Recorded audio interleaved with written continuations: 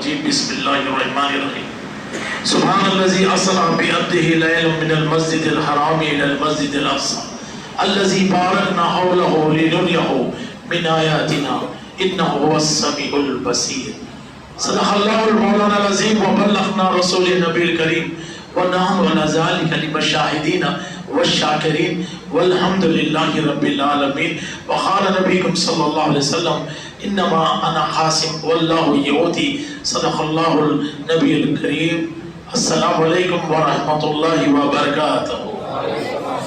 آپ تمام حضرات کو معراج النبی صلی اللہ علیہ وسلم مبارک، آپ تمام کا یہ آنا مبارک۔ اللہ پاک سے دعا ہے بار الہ ہماری اس کوشش کو قبول فرما لے، ہمارے اس آنے کو قبول فرما لے، ہمارے اس اہتمام کو قبول فرما لے، اس کے صدقے میں ہمارے مرحومین کی مغفرت فرما دے، ان کے درجات بلند فرما دے۔ ابھی آپ نے نعت مبارک بھی سنی کہ آج کی رات کی بات اور شب معراج، میں نے بھی قرآن کریم کی تلاوت بھی کی، اور آپ دیکھیں یہ شب معراج معجزہ ہے۔ اور آج کی رات جب نبی مکرم صلی اللہ علیہ وسلم آسمانوں پہ تشریف لے گئے تو ایک وظیفہ تھا، ایک نعرہ تھا، ہر فرشتے کی زبان پر تھا، ہر نبی کی زبان پر تھا۔ جب نبی پہلی آسمان پر تشریف لے گئے تو ملائکہ نے آپ کو دیکھا، آپ کے جلووں کو دیکھا، آدم علیہ السلام نے دیکھا، شیش علیہ السلام نے دیکھا، انہوں نے کہا سبحان اللہ۔ تو آج کی رات کا وظیفہ ہے، آپ سبحان اللہ پڑھیں گے تو گویا جو جتنے فرشتے ملائکہ تھے وہ بھی تب پڑھے تھے اور آپ بھی اب پڑھ رہے ہیں۔ نبی کے جلووں کو انہوں نے دیکھا اور کہا کہ یا اللہ کیا نبی بنایا، کیا نور والا بنایا، کیسے خوبصورت بنایا، اور تعریف کس کی؟ اللہ کی، سبحان اللہ۔ اور اب دیکھیں کہ قرآن کی آیت بھی شروع ہوئی، سبحان الذی اسری، اللہ بھی سبحان سے شروع کر رہا، ڈبل ہے معاملہ۔ تو آپ دیکھیں کہ اللہ نے 3-4 بات کریں گے کہ معراج نبی منانا سنت ہے، بدعت ہے، شدت ہے، کیا ہے بھئی، کیا ہے کیا یہ؟ تو ابھی میں نے قرآن کی آیت پڑھی، اگر قرآن کی پورے آیت میں سے ایک آیت کا بھی آپ انکار کریں ایمان میں سے چلے جاتے۔ اللہ توفیق دے سب کو، بڑی داڑھی رہنے سے، بڑا جھبا رہنے سے، عربی آنے سے، کسی جامع سے عالم بننے سے دین نہیں آتا، علم نہیں آتا۔ آپ اندازہ لگائیں، عشق رسول سے آتا، عشق رسول سے آتا۔ تو آپ دیکھیں کہ بات کیا ہے کہ اب یہ کیسے، پہلے میں نے آپ کے سامنے سبحان الذی اسری، اللہ فرما رہا پاک ہے وہ ذات جو لے گئی اپنے بندہ خاص کو راتوں رات مسجد حرام سے مسجد اقصی تک۔ یہ کہاں پر ہے؟ قرآن میں ہے۔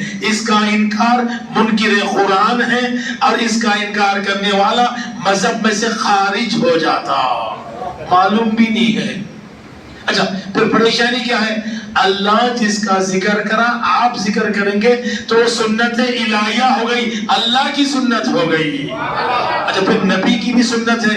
جب معراج ہو گئی تب نبی نے دوسرے دن تمام اصحاب کو بلا کر معراج کا پورا واقعہ سنایا، یعنی معراج کا واقعہ سنانا نبی کی سنت اور سننا اصحاب کی سنت۔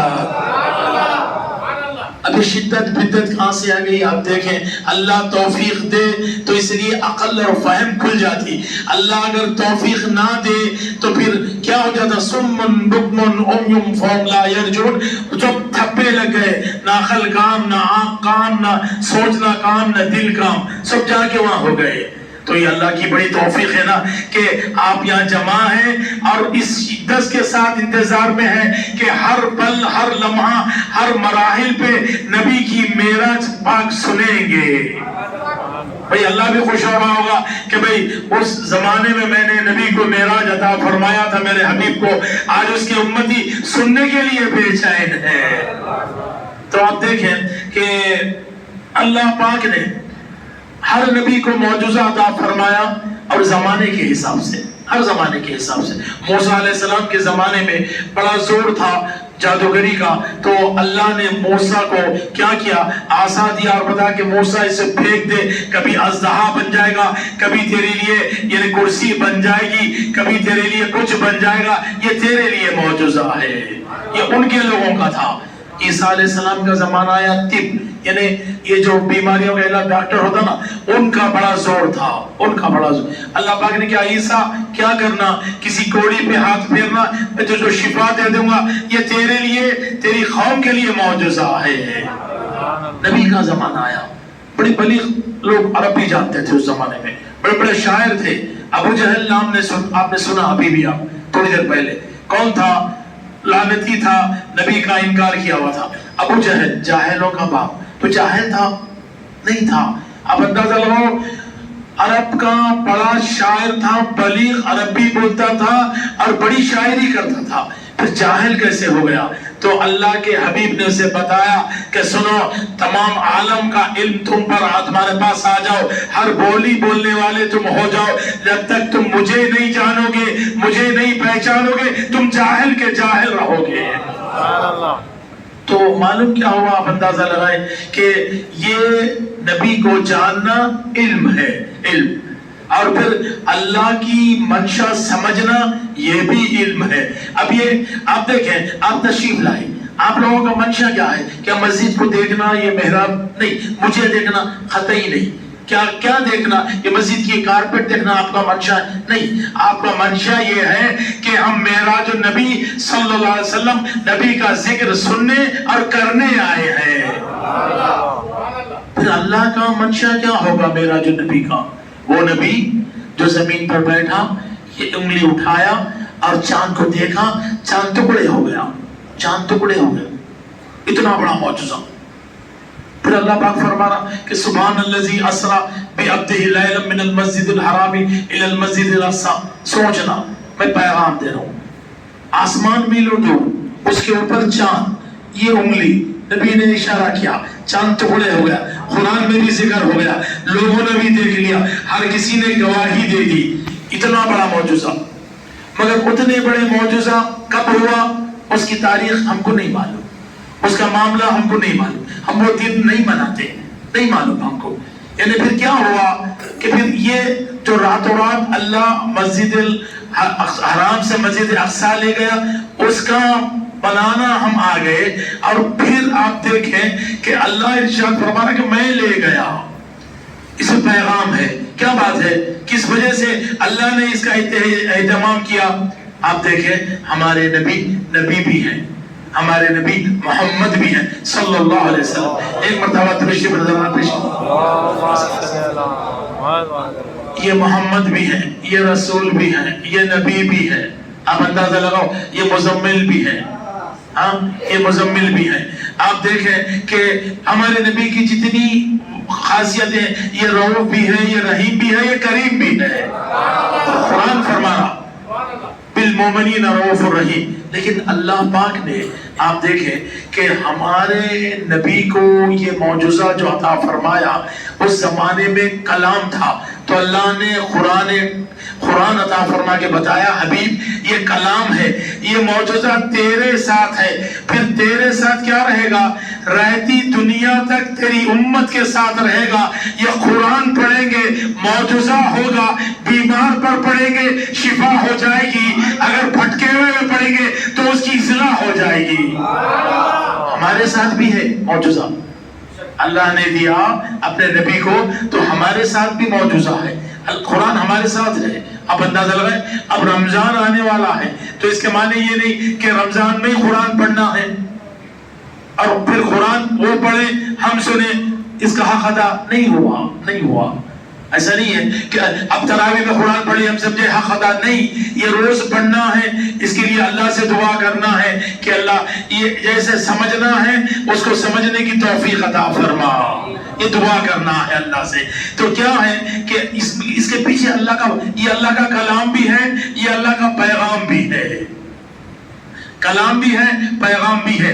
کلام پڑھنا ہے، پیغام تک پہنچنا ہے، تو کامیاب۔ خالی کلام پڑھ لیے پیغام تک نہیں پہنچے، کامیاب نہیں۔ آپ اندازہ لگائیں، کامیاب نہیں۔ ہم کلام پڑھ رہے پیغام تک نہیں پہنچ رہے۔ اللہ نے پیغام تک پہنچ، اللہ کا منشا یہ ہے ہم پیغام تک پہنچ جائے۔